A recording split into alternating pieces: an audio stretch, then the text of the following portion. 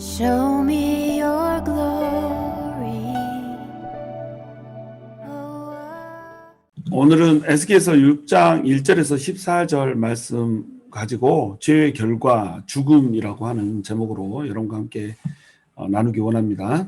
1절에 보시면 다시 하나님의 말씀이 에스겔에게 임하고 있어요. 여호와의 말씀이 내게 임하여 이르시되 인자야 너는 이스라엘 산을 향하여 그들에게 예언하여 이르기를 이스라엘 산들아 주 여호와의 말씀을 들으라. 주 여호와께서 산과 언덕과 시내와 골짜기를 향하여 이같이 말씀하시기를 나 곧 내가 칼이 너희에게 임하게 하여 너희 산당을 멸하리니. 이렇게 돼 있죠. 여러분, 이스라엘 산을 향하여 그들에게 예언하여 이렇게 짧은 말로 돼 있지만 굉장히 중요한 말이에요. 왜냐하면 이스라엘 산을 향하여 할 때 이 산은 이스라엘 전체를 의미를 하는 겁니다. 이스라엘의 지형을 오른편에 있는 지도에서 여러분 보시면 이스라엘은 지형상 산지가 있어요. 산이 있고 산 밑에는 이제 골짜기가 있죠. 그래서 모압 쪽에 있는 산들이 있고 가나안 땅에 있는 산들 보이시나요? 그 사이에 이제 요단강이 흐르고 있는 그 계곡이 있는 거예요. 그리고 그 산 넘어서 서쪽으로 내려가면 거기에 평야가 있는 겁니다. 그리고 밑으로는 광야가 있고 위로는 또 평지가 있고 이런 식으로 돼 있어요. 그래서 산지, 광야, 평야, 골짜기 이렇게 네 부분으로 이스라엘 땅이 지형상 나뉘게 되는 거예요. 이스라엘 산을 향하여서 고개를 딱 들면 어떻게 될까요? 산을 보면서 평지와 골짜기까지 전부 다 이제 보이게 되는 거죠.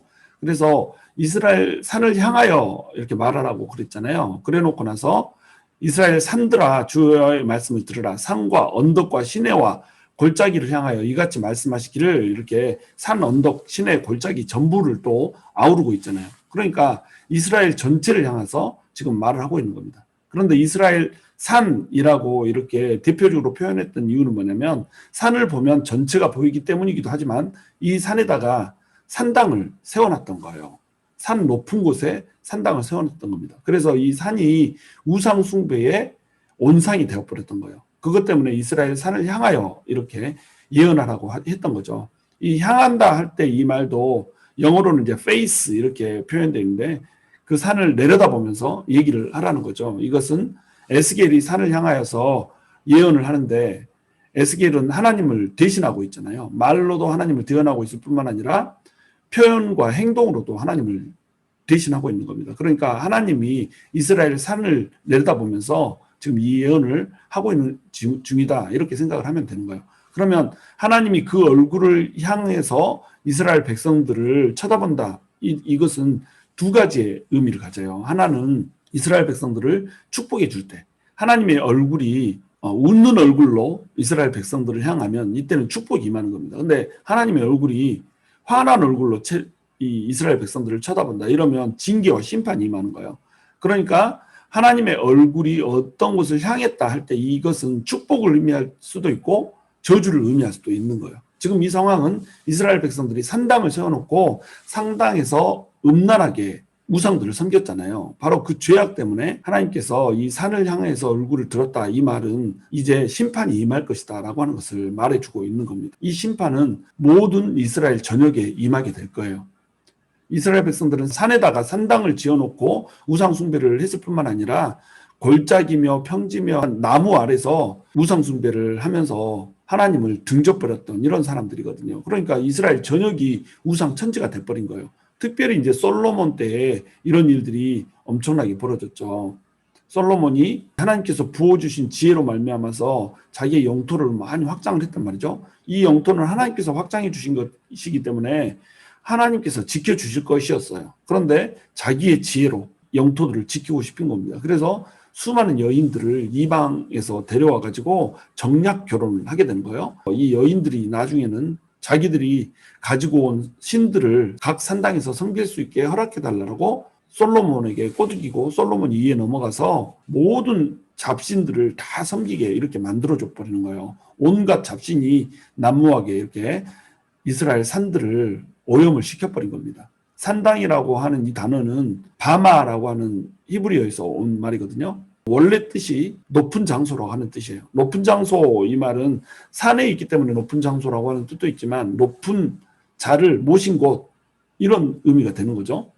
그래서 신을 섬기는 것이 산당이 되는 거예요. 이 산당은 가나안 정복 전부터 존재를 했어요. 그래서 민수기 22장 41절에는 가나안 정복 전에 이미 산당에서 그들이 헛된 신을 섬기고 있다. 가나안 사람들이 헛된 신을 섬기고 있다라고 하는 것을 보여주고 있습니다. 그런데 민수기 33장 52절에서는 이 산당을 전부 허물라라고 하나님 명령을 하시죠. 근데 이들이 산당을 허물지 않고 놔둬버려요. 그러면서 이게 이제 문제가 되는 겁니다. 그런데 보면은 기브온 산당이라고 하는 곳에 하나님의 성막과 번제단이 모셔져 있었던 것을 우리가 볼 수가 있어요. 그리고 사울도 산당에서 제사를 드리죠. 솔로몬도 성전 건축하기 전에 기브온 산당에서 1천 번제를 드려서 하나님을 감동시키게 하고 하나님에게 복을 받았던 이런 것을 우리가 볼 수가 있어요. 그러니까 산당에서 제사를 드린다라고 하는 것이 꼭 나쁜 것이 아니었단 말이죠. 산당에서 하나님을 섬기면서 하나님께 제사를 드리는 것, 높은 장소에 하나님을 모셔놓으면 이것은 문제될 것이 없었다라고 하는 것이에요. 하나님께서는 물론 산당을 헐라라고 민수기에서 이미 선포를 하셨고 말씀을 하셨지만 사무엘도 솔로몬도 산당에서 제사를 드려서 하나님을 기쁘게 했단 말이죠. 이 산이 더러운 게 아니에요. 산에 세워진 제단이 더러운 게 아니에요. 여기에 누구를 모셨는가가 중요한 겁니다. 우리가 세상에서 살아갈 때도 마찬가지예요. 이 세상은 세상의 가치와 세상의 풍속이 지배를 하고 있잖아요. 근데 이 세상이 다스리고 있고 세상이 이끌어가고 있는 세상의 풍속 속에서 세상이 더러운 것이 아니거든요. 세상이 하나님을 떠나서 세상 풍속 따라서 사는 것이 더러운 겁니다. 그러니까 이 세상에서 하나님을 섬기고 하나님이 드러나게 하면 그 땅이 곧 거룩한 땅이 되는 거예요. 하나님의 임재가 있는 땅이 거룩한 땅이 되는 겁니다. 그러니까 산당에서 하나님을 섬기는 것, 이것은 허용도 없고 괜찮았단 말이죠. 그런데 문제는 뭐냐면 솔로몬이 성전을 건축하잖아요. 성전을 건축했으면 하나님의 임재의 처소가 성전으로 이제 규정이 된 거예요. 그러면 산당들은 전부 허물었어야 되거든요. 근데 이 산당을 하나님을 섬기기 위해서 유지했던 것이 아니라 우상들을 섬기기 위해서 자기 지혜로 땅을 더 잘 지키기 위해서 데려온 여자들, 정략 결혼한 여자들이 산당에서 자기 신들 섬기게 해달라고 하니까 그 산당을 하나님 대신 다른 신을 섬길 수 있게 내어줘 버린 거죠. 그러면서 성전 건축 이후에 폐지가 됐어야 될 산당들이 오히려 수요가 늘어나 버리게 된 겁니다. 그러니까 이 장소들은 우상 숭배의 원상이 됐고 우상 숭배의 산들마다 골짜기마다 우상 숭배를 하는 것이 유행이 돼버렸기 때문에 모든 이스라엘 땅 전체가 우상 숭배지가 돼버린 거예요. 이것을 히스기야나 요시야 왕이 이제 나타나가지고 이 산당들을 제하면서 전부 개혁을 하고 막 이렇게 했잖아요. 그러나 이것이 온전히 행해지지 못하고 이스라엘 백성들은 이 산당에서 음란하게 하나님을 떠나서 우상을 섬기다가 이제 망하게 되는 겁니다. 그래서 이 산당을 멸하리니 하나님께서 엄중하게 심판의 경고를 하고 있는 거죠. 곧 내가 칼이 너희에게 임하게 하여. 칼이 임하게 한다는 건 뭐예요? 이방인들의 그 칼이 온다는 겁니다. 그래서 전쟁이라고 하는 것을 통해서 산당을 멸하게 될 거라고 하는 거예요. 이때 산당을 멸한다 이 말은 산당을 멸할 뿐만 아니라 산당에서 우상 숭배를 하는 이방신을 섬기던 모든 이스라엘 백성들을 다 멸할 것이라고 하는 의미를 같이 갖는 겁니다. 4절 너희 제단들이 황폐하고 분향 제단들이 깨트려질 것이며 너희가 죽음을 당하여 너희 우상 앞에 엎드러지게 할 것이라. 이스라엘 자손의 시체를 그 우상 앞에 두며 너희 해골을 너희 제단 사방에 흩으리라. 제단들을 황폐하게 한다고 얘기하고 있어요. 우상 숭배를 하던 제단들만 황폐가 된 것이 아니라 하나님을 섬기던 성전에 하나님의 제단까지도 황폐하게 되는 결과를 가져와 버렸어요. 우상을 숭배하던 그 입술로 하나님을 찬양하지 말라는 거죠. 우상을 섬기던 그 손으로 하나님을 겸하여 섬길 수가 없다는 거죠. 그래서 제단들이 다 황폐하게 되는 겁니다. 또 분향 제단들이 깨트려질 것이라고 얘기하고 있어요. 이걸 이제 영어 성경으로는 이미지스, 선 이미지스 이런 식으로 번역을 해놨어요. 개역 한글 성경에도 태양상이 회파될 것이며 이런 식으로 번역이 돼 있어요. 근데 이제 개역 개정에서는 분양 재단들이 이렇게 번역을 해놨거든요. 왜 그러냐면 원어상으로 보면 뜨거움, 열기, 태양 이런 의미들을 다양하게 갖는 단어가 여기에 쓰임이 된 거예요. 그래서 이것을 해석할 때 태양의 이미지가 회파될 것이다 이렇게 해석할 수도 있고, 또 열기가 뿜어져 나오는 것이기 때문에 우상들에게 분양을 드리는 분양 재단이 있는 곳 이렇게 해석할 수도 있는 거예요. 개역 한글에서는 태양상이라고 하는 태양의 이미지로 번역을 했던 거고, 개역 개정에서는 이걸 분양 재단이라고 번역을 해놓은 겁니다. 뭐 어찌되었건 우상을 섬기던 그 통로들, 이미지가 되었건 분양 재단이 되었건 그 통로들이 전부 다 깨트려질 거라고 하는 거예요. 그리고 이 우상들이 멸해질 때는 너희도 같이 죽임을 당할 거라는 겁니다. 우상 앞에서 엎드러지게 될 거라는 거예요. 하나님께서는 우상을 반드시 멸하세요.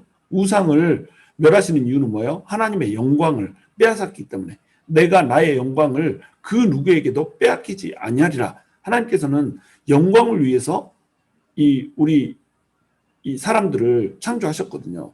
영광을 위해서 창조하셨기 때문에 이 영광이 무너지는 것, 이것을 너무너무 싫어하시는 거예요. 그러니까 하나님의 영광을 가로챘던 모든 것들을 하나님께서는 언젠가 쓸어버린다는 거예요. 참고 참으시지만 때가 되면 그 모든 것들을 불태워 없애버린다는 거죠. 그런데 우상들은 여기에 대적을 할 수가 있어요, 없어요? 전혀 대적할 수가 없는 겁니다. 우상은 눈이 있어도 보지 못하고, 귀가 있어도 듣지 못하고, 입이 있어도 말하지 못하고, 머리가 있어도 생각하지 못하잖아요. 마음이 존재하지 않는다는 겁니다. 그러니까 우상은 무력하죠. 그리고 이 우상들 속에 존재하면서 사람들의 경배를 받아먹던 악한 영의 세력들도 하나님의 엄중한 심판 앞에서 무력하게 쓰러질 수밖에 없다는 겁니다. 그런데 문제는 뭐냐면 이 우상을 따르던 사람들도 같이 이 우상의 운명을 따라서 가야 되는 거예요. 사람은 자기가 사랑하는 것을 닮게 돼 있다고 그랬죠. 우리가 하나님을 사랑하면 하나님을 닮아가게 돼 있어요. 우상을 사랑하면 우상을 닮아가게 돼 있어요. 그러니까 우상을 사랑하는 사람들은 하나님의 성품을 잃어버리는 겁니다. 그런데 그것만 따라가는 것이 아니라 우상이 가야 될 그 운명도 같이 따라가는 거예요. 그러니까 우상 숭배자는, 우상은 하나님께서 반드시 무너뜨리는데 우상 숭배자 우상을 따랐기 때문에 어떻게 되겠어요? 함께 무너지는 겁니다. 이 롯의 처를 생각해 보세요. 롯의 처가 세상을 사랑했잖아요. 하나님께서 소돔과 고모라라고 하는 땅을 심판을 하기를 원하세요. 근데 이 소돔과 고모라는 사실은 풍요와 번영의 땅이었거든요. 풍요와 번영이 임하다 보니까 타락이 임했단 말이죠. 그들은 풍요와 번영을 위해서 우상을 숭배했고, 우상을 숭배하다 보니까 그들에게 하나님의 품성이 이루어졌고, 그러다 보니까 타락했고, 타락하면서도 죄악이 죄인지를 알지 못하고 살아가고 이렇게 했던 거예요. 근데 롯의 가족, 하나님을 알던 사람들이 우상 숭배의 땅으로 가게 되는 거죠. 의인이었던 롯이 그 심령을 상하게 되었다라고 성경은 그렇게 기록하고 있어요. 그러면 롯이 의인이었는데 그 심령을 상했다. 이 말은 뭐예요? 우상 숭배하는 곳에 가서 그 우상 숭배 문화에 젖었다는 겁니다. 그리고 세상 풍속에 젖었다는 거예요. 그것을 가장 극명하게 영향을 받았던 사람이 바로 롯의 처입니다. 이 롯의 처는 세상이 너무 좋았어요. 소돔과 고모라 땅이 망하는데 소돔과 고모라 땅이 망하는 그것을 너무나도 아쉬워했어요. 이 세상이 너무 좋았거든요. 하나님의 나라라고 하는 거, 이거 의미가 없는 겁니다. 하나님이 구원이 임하고 또 새로운 삶을 열어주겠다라고 하는데 롯의 처에게는 그것이 전혀 눈에 들어오지 않았다는 거예요. 그러니까 하나님의 나라 저버리고 세상 쳐다보다가 소금 기둥이 돼버리잖아요. 사해 바다에 잠겨서 소금으로 전락해버리는 그 소돔과 고모라처럼 자기도 소금이 돼버린다는 겁니다. 하나님께서는 우상을 쫓아서 살고 욕심을 쫓아서 살고 자기의 옛 자아를 쫓아서 사는 사람을 반드시 심판하실 날이 오게 된다라고 하는 거예요. 6절, 내가 너희가 거주하는 모든 성읍이 사막이 되게 하며 산당을 황폐하게 하리니 이는 너희 제단이 깨어지고 황폐하며 너희 우상들이 깨어져 없어지며 너희 분향 제단들이 찍히며 너희가 만든 것이 폐하여지며. 우상 숭배를 했던 그 모든 대상들이 어떻게 될 것인가라고 하는 것을 하나씩 둘씩 다 말해주고 있죠. 모든 성읍이 사막이 되게 한대요. 모든 성읍이 사막이 되게 한다는 건 폐허가 되게 한다는 거잖아요. 사람이 살 수 없는 곳으로 만들어버린다는 겁니다. 사람이 도무지 살 수 없는 곳으로 바뀌어버린다는 거죠. 그리고 산당도 황폐하게 돼요. 제단도 깨어지고 황폐하게 돼요. 우상들이 전부 다 깨어져 없어지게 돼요. 분향재단들도 전부 다 찍히게 돼요. 만든 모든 것이 폐해지게 된다는 거예요. 너희가 만든 모든 것, 하나님을 떠나서 탐욕 가운데 풍요와 번성을 누리기 위해서 우상으로 섬기고 있던 모든 만든 것들이 폐해진다는 겁니다. 이건 이제 신약적인 개념으로 오면 탐욕을 위해 사용되는 모든 것을 의미하는 거예요. 옛자, 육신의 모든 행위, 내 지혜, 내 힘, 내 재물, 하나님 떠나서 내 힘으로 뭔가를 이룰 수 있다라고 착각하면서 내가 세상에서 뭔가를 취하려고 시도했던 모든 의지하는 것들, 이런 것들 전부 다 하나님께서 폐해 버리시겠다는 거예요. 하나님께서 지혜를 의지하는 사람은 지혜로 망하게 해요. 힘을 의지하는 사람은 힘을 망하게 해요. 재물을 의지하는 사람은 재물을 망하게 해요.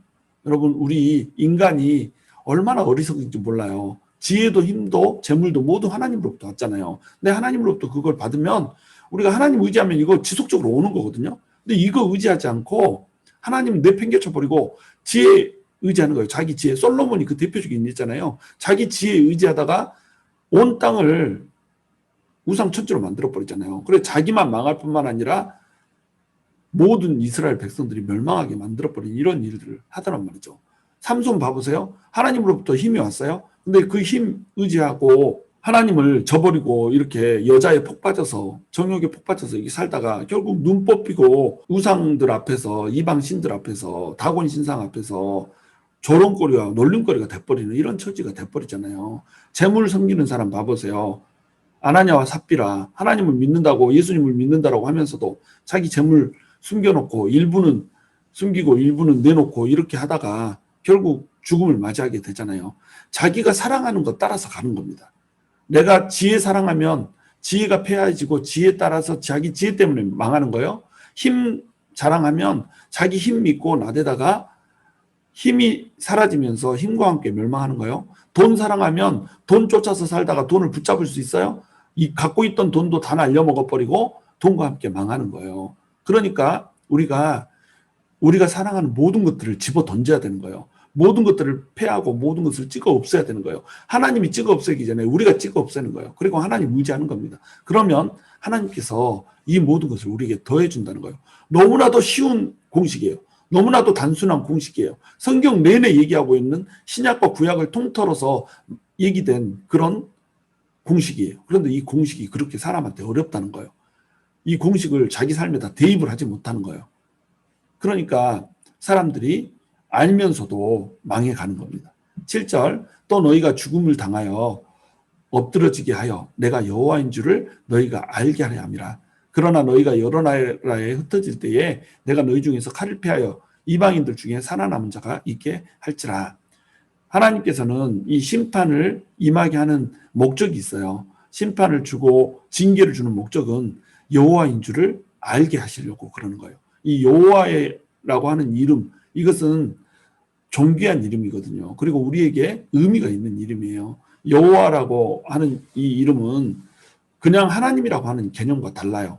하나님은 엘로힘 이렇게 표현된 거잖아요. 우리말로 하면 이제 갓인 거예요. 소문자 갓인 겁니다. 어떤 신이라도 이 엘로힘이 될 수가 있죠. 그래서 하나님이라고 하는 이 표현을 하나님께서는 여호와라고 하는 표현으로 자신의 이름을 주세요. 누구십니까? 이렇게 얘기하니까 나는 스스로 있는 자다. 모세한테 이렇게 얘기를 해주잖아요. 스스로 있는 자, 자존자라는 거예요. 다른 모든 것들은 다 피조물이에요. 우리에게 우리 주변에 있는 악한 영들 있잖아요. 이것들도 다 피조물들이잖아요. 타락한 천사란 말이죠. 천사로 피조했는데 이 피조물들이 하나님께 데려가다 쫓겨난 게 악한 영들이에요. 이것들이 자기들이 신인 것처럼 행동하면서 경배를 대신 받고 하나님의 영광을 가로채잖아요. 근데 이런 것들이 뭐예요? 전부 피조물이기 때문에 하나님과 필적할 수가 없는 겁니다. 하나님은 자존자세요. 스스로 계시는 자예요. 그런데 이 스스로 계신 하나님께서 인간들에게 나타나셔서 인간들과 언약을 맺어주신단 말이에요. 약속을 맺어주신다는 거죠. 이 언약을 어떤 사람은 계약으로 이렇게 해석을 하기도 하지만 계약이라고 하는 단어는 엄밀히 따지면 조금 문제가 있는 단어예요. 하나님께서는 언약을 맺으신 거예요. 우리말로 언약이라고 하는 말을 정말 잘 번역해 놨거든요. 말씀 원자에 약속 약자, 말씀으로 약속을 하셨단 말이죠. 하나님께서 우리 가운데 와가지고 주도적으로 약속을 해버리신 분이란 말이에요. 그러니까 그 언약의 하나님, 이게 여호와인 겁니다. 여호와라고 하는 그 이름 속에는 우리와 언약했다라고 하는 것이 있는 거예요. 그리고 엘로힘으로서의 그 하나님이 아니고 여호와라고 하는 그 이름은 또한 하나님께서 우리 가운데 임재해 주신다는 거예요. 임마누엘의 하나님이라는 겁니다. 그냥 하나님이면, 우리 가운데 존재하지 않고 세상을 만들어 놓고 떠나버린 하나님이면 우리하고 무슨 관계가 있어요.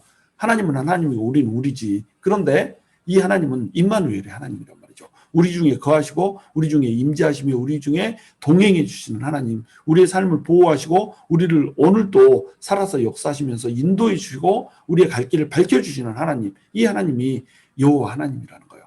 그리고 또한 이 하나님은 통치의 하나님, 우리를 다스리시고 우리를 또 통제하시며 우리의 삶의 모든 전반에 걸쳐서 우리의 왕이 되어주시는 하나님, 이 하나님이 바로 여호와 하나님이라는 거죠. 그러니까 여호와라고 하는 이름은 존귀한 이름인 겁니다. 근데 이들은 여호와라고 하는 이름을 감히 부를 수가 없었기 때문에 이 자음만 썼잖아요. 그래서 모음이 없이 자음만 있다 보니까 나중에는 이것을 어떻게 읽을 줄을 몰라가지고 뭐 여호와 이런 식으로 이름이 만들어졌지만 더 가까운 이름은 야훼라고 우리가 생각한다고 그랬죠.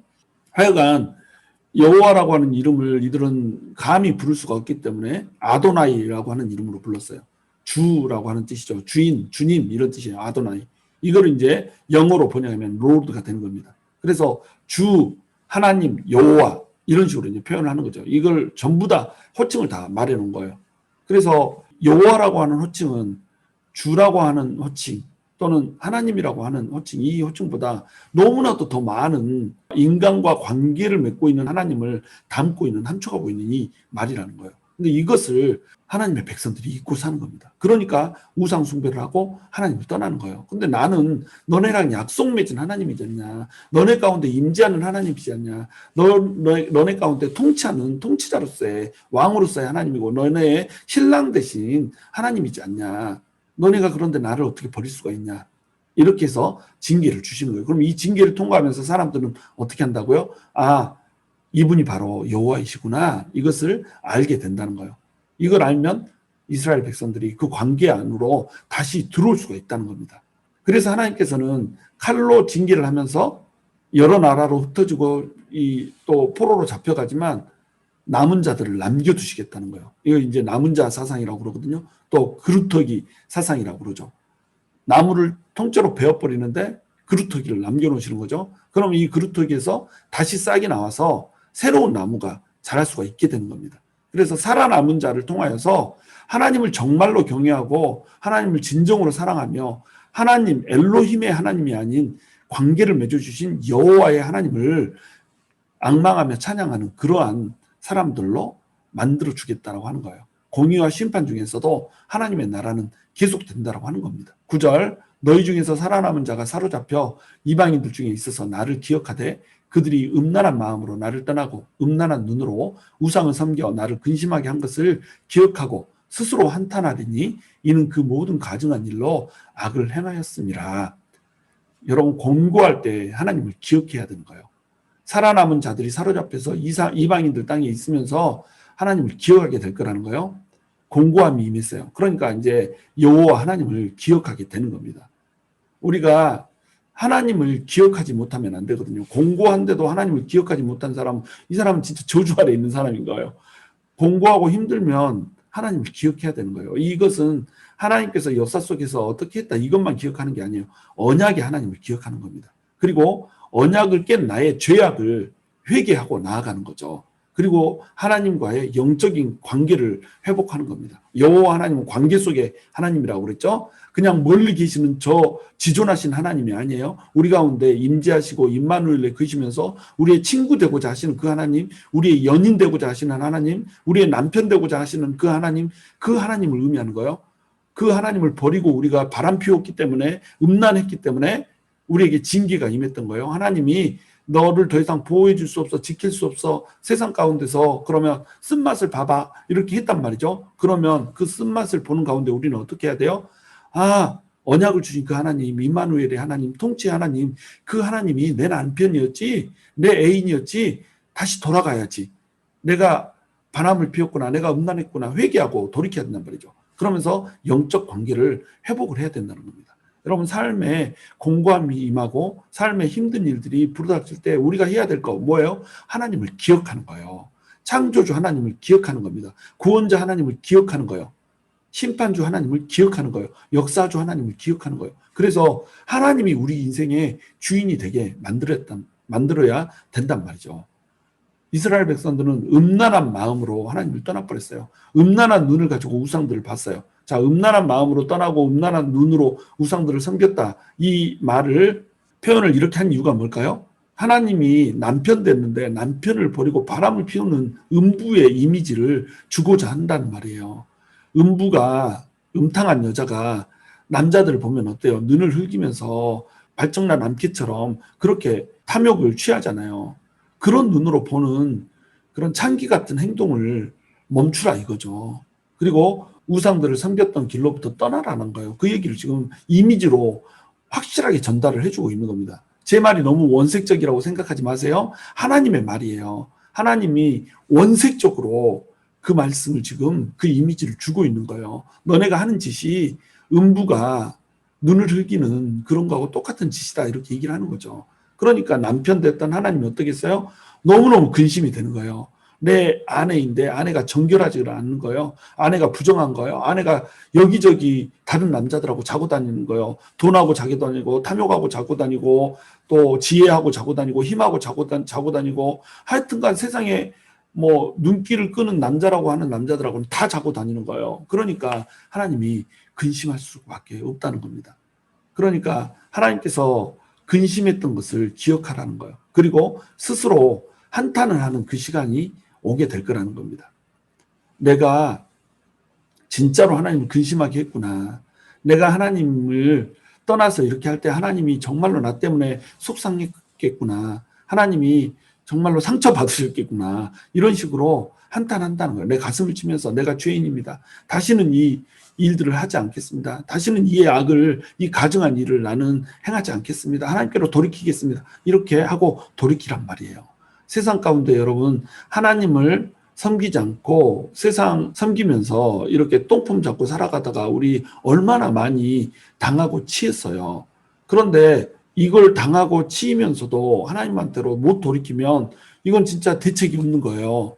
반드시 하나님 기억하고 하나님을 근심하게 한 거 기억하면서 회개하고 하나님께로 돌이켜서 하나님과의 영적 관계를 회복해야 된다는 겁니다. 여기에 성도의 힘이 있고 여기에 성도의 풍요와 번영이 있는 거예요. 근데 역으로 풍요와 번영을 쫓아서 살다가 하나님을 저버리니까 풍요와 번영을 잃을 뿐만 아니라 하나님의 사랑도 잃어버리고 언약도 잃어버리고 영적 관계도 잃어버리고 다 잃어버려서 불행을 자초하고 멸망의 길로 달려가게 된다는 겁니다. 10절 그때야 그들이 나를 여호와인 줄 알리라. 다시 한번 얘기하고 있죠. 그때야 그들이 나를 여호와인 줄 알리라. 여호와인 줄 제발 좀 알아주기를 하나님이 원하시는 거예요. 하나님은 우리와 하나님이 알콩달콩 사랑하기를 원하시거든요. 근데 우리가 알콩달콩 사랑하지를 않아요.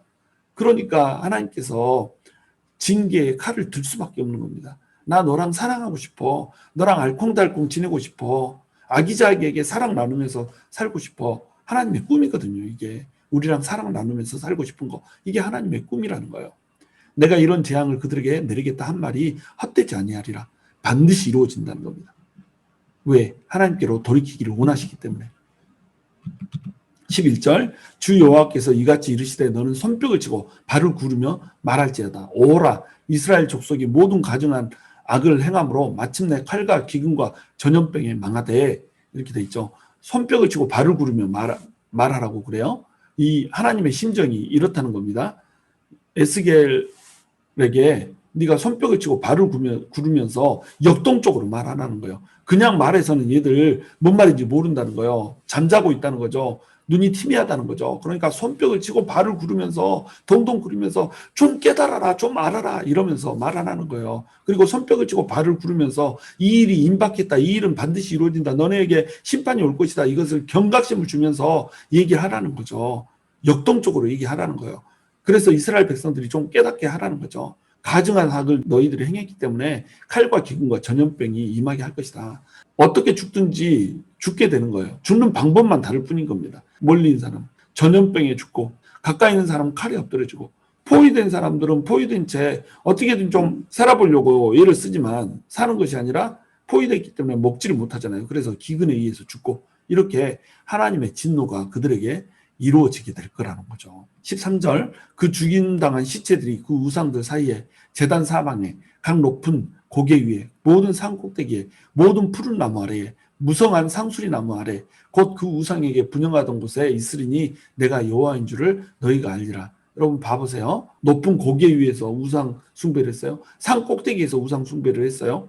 또 푸른 나무 아래에서, 무성한 상수리 나무에서 우상 숭배를 했어요. 이들은 나무 아래서 나무를 우상으로 만들어 놓고 이것을 우상 숭배를 했던 거예요.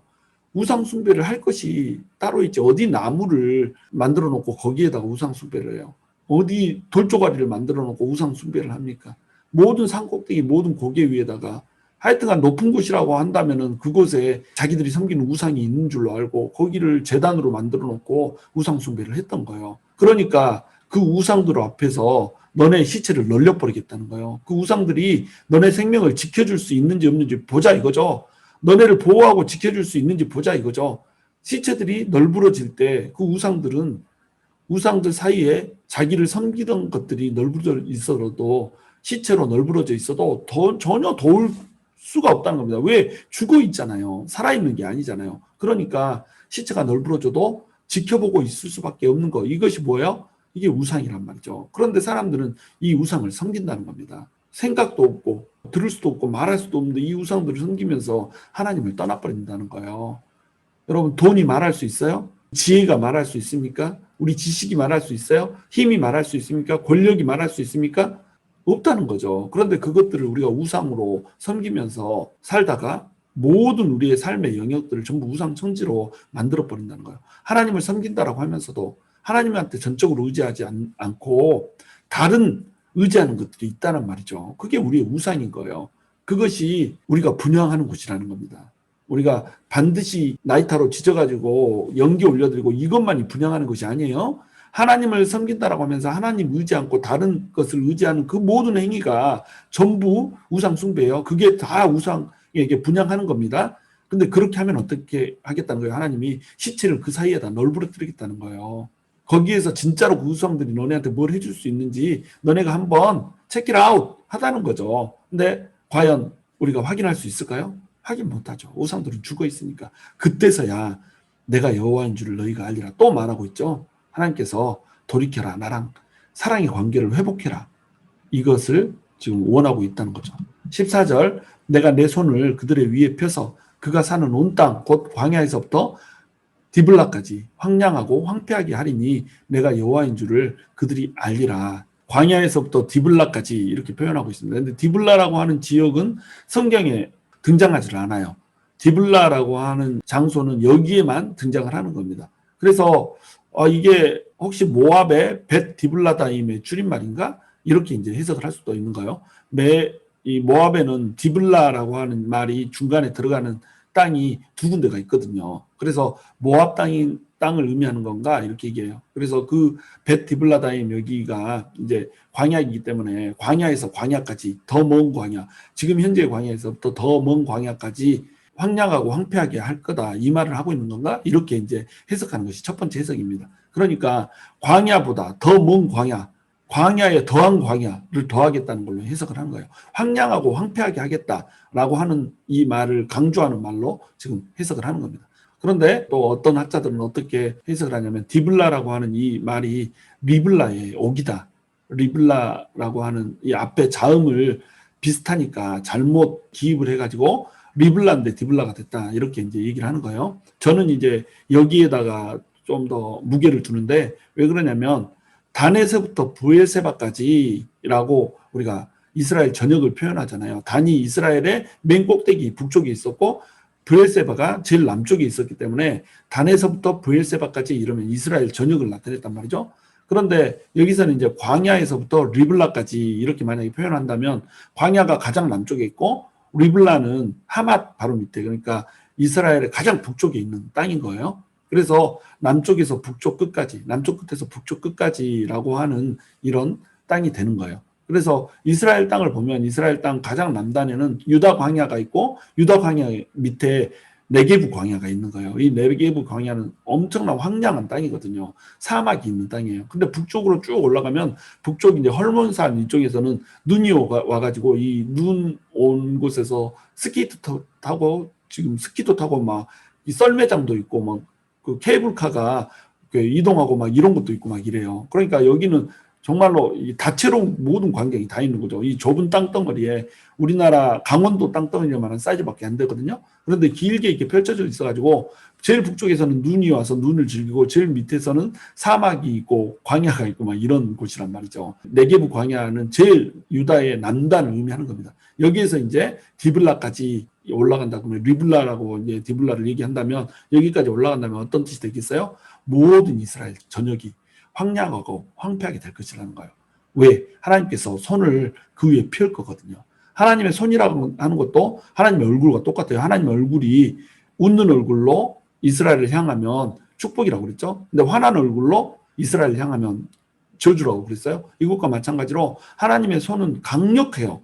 하나님의 손은 강합니다. 하나님의 손으로 누군가를 쳐버리면 그것을 방어할 자가 없고 하나님의 손이 보호를 하고 지켜버리면 그것을 칠 자가 없고 공격할 자가 없는 거예요. 이게 하나님의 손이거든요. 하나님의 손이 이스라엘 백성들이 위에 있다. 이런 뭐예요? 하나님의 손이 이스라엘 백성들을 그 강한 손으로 지켜서 보호하셔서 전혀 다치지 않게 해주겠다라고 하는 의미가 될 수도 있지만 하나님의 손이 이스라엘 백성들을 쳐버리면 어떻게 되겠어요?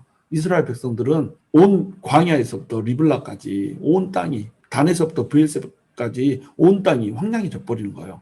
그러니까 이 황량한 때가 오면 그때서야 여호와인 줄을 알게 될 거라고 하는 겁니다. 여러분 오늘 메시지 오늘부터 이제 쭉 이어지는 메시지들은 심판의 메시지들이 굉장히 지리하게 펼쳐질 거예요. 근데 우리가 축복의 메시지도 중요하지만 심판의 메시지를 매우 주의 깊게 집중해서 들을 필요가 있거든요. 왜냐하면 우리는 사실은 심판의 메시지를 더 들을 필요가 있는 존재들이기 때문에 그래요. 우리가 하나님을 떠나서 너무 쉽게 폐역하면서 살아간단 말이죠. 그렇기 때문에 하나님의 심판과 징계 가운데 들어가지 않기 위해서는 하나님의 심판의 메시지를 들을 수 있어야 된단 말이죠. 하나님이 무엇을 싫어하는지, 하나님이 어떨 때 모욕감을 느끼는지, 하나님이 어쩔 때 영광을 받지 못하는지 이런 것들을 우리가 알아야 이 일들을 미연에 방지하고 우리가 저주 아래 있는 것이 아니라 축복 가운데 들어가는 거죠. 화난 하나님의 얼굴을 보는 것이 아니라 우리를 향하여서 해처럼 밝게 울고 계시는 하나님의 얼굴을 친구처럼 대면해서 볼 수가 있는 거죠. 하나님의 그 강한 편팔이 우리를 향하여서 내리치는 손길이 아니라 우리를 강력하게 보호하고 지키면서 그 어떠한 대적도 우리를 공격할 수 없게 만들어주는 이런 일들이 있을 수가 있는 거죠. 그러니까 우리는 심판의 말에 귀를 기울여야 되는 겁니다. 여러분 오늘 말씀의 핵심은 뭐예요? 죄에는 반드시 열매가 맺힌다는 거예요. 이 죄의 열매는 죄의 씨를 뿌린 사람이 따 먹어야 되는 겁니다. 죄의 열매는 독의 열매예요. 이 독의 열매를 사람은 따 먹어야 되는 겁니다. 내가 죄를 범하고 하나님을 떠나서 하나님의 영광을 위해서 사는 것이 아니라 나의 영광, 나의 번영, 나의 풍요를 위해서 살다가 보면은 그 열매를 우리가 따 먹어야 된다는 거예요. 그 열매는 근데 어떤 열매라는 거예요? 써요. 그리고 그 열매는 어떤 열매예요? 독이 들어있어요. 결국 우리는 그 열매 때문에 죽게 될 거라는 겁니다. 죄의 싹은 사망이에요. 그런데 이 죄는 뭐가 낳죠? 욕심이 잉태한 즉 죄를 낳는단 말이에요. 그러니까 우리 마음속에 탐심을 품어버리면 우리 마음속에 하나님이 아닌 다른 어떤 사랑한 것을 둬버리면 이것이 죄를 낳는다는 거죠. 그럼 이 죄는 반드시 뭘로 이어져요? 죽음으로, 파멸로 이어진다는 거죠. 그러니까 죄의 싹신 사망으로 우리가 가지 않기 위해서 먼저 무엇을 버려야 되겠어요? 우리 안에 있는 탐욕, 우리 안에 있는 욕심을 버려야 되는 겁니다. 이 탐심을 신약에서는 우상 숭배니라 이렇게 얘기를 하는 거예요. 하나님 말고 다른 것들을 탐하는 이 욕심이 우상 숭배라는 겁니다. 그러니까 우리가 탐심을 버려야 돼요. 우리의 욕심을 버려야 된단 말이죠. 우리의 육신을 타고 계속 오는 모든 욕정들을 버려야 돼요. 세상에서 갈구하는 우리의 욕망들, 우리의 야망들, 우리의 야심들, 뭔가 더 좋은 것을 누리고 싶어하고 화려한 것을 누리고 싶어하고 사치를 누리고 싶어하는 이 모든 욕심들, 이것들을 우리가 내려놓아야 된다는 겁니다. 그리고 하나님한테 온전히 포커스해서 하나님만을 사랑해야 된다는 말이죠. 그래야지 하나님의 얼굴이 웃는 얼굴로 우리를 향할 것이고 하나님의 손이 보호하시는 강한 손길로 우리에게 펼쳐질 거라고 하는 거예요. 여러분, 저와 여러분이 정말로 하나님을 온전히 바라보며 하나님을 신실하게 섬기며 우리 마음속에 하나님 아닌 그 어떤 것도 사랑하는 것들을 허락하지 않는 그러한 거룩한 은혜가 있게 되기를 주님의 이름으로 축원합니다.